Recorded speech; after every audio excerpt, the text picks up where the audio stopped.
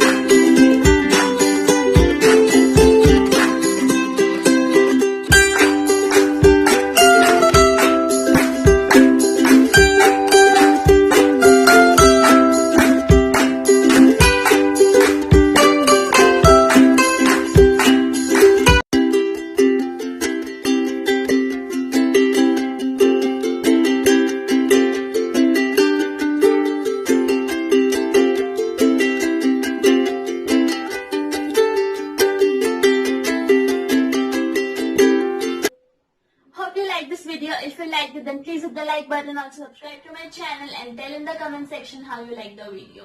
And thank you so much for watching. Thank you.